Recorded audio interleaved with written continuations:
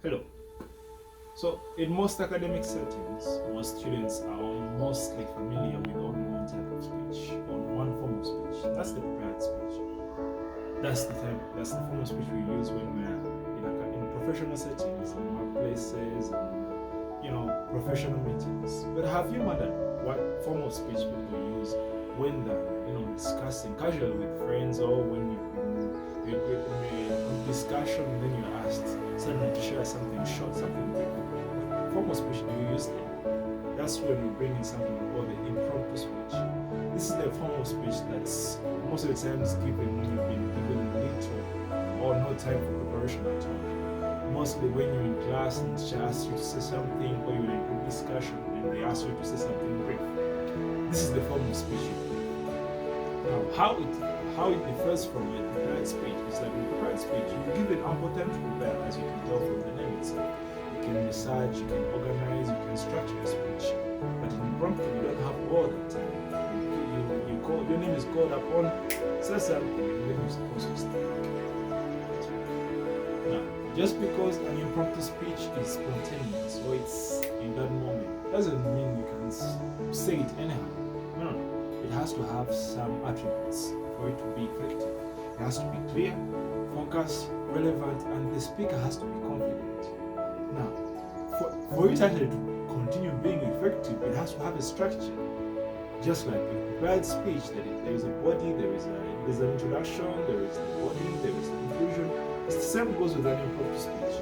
Impromptu speech also has more like an introduction, the middle part, and then the end.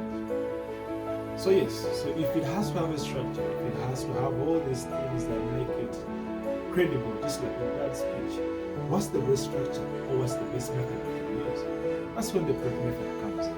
The prep is P-R-E-P.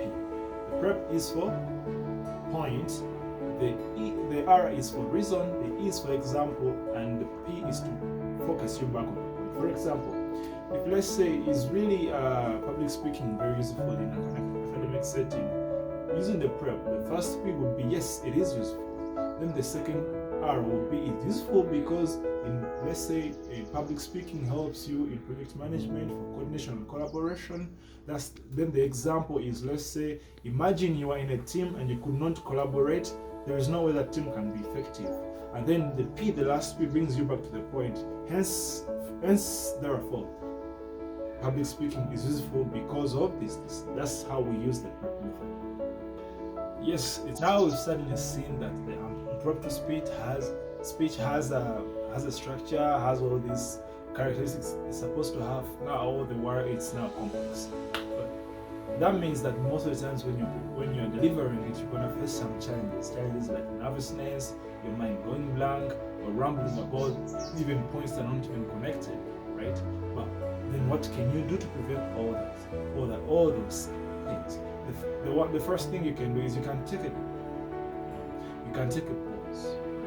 You can make eye contact with somebody you're comfortable with, so that the points you have to share actually come back. So in conclusion, the impromptu speech is not about spontaneity or it's about effectiveness. It's about having a laser focus on what you're trying to communicate. Don't try to say everything. Yes, you've not prepared very much, but then the one thing you're supposed to share it, be laser focused on it and share it effectively in the best way you can. Thank you.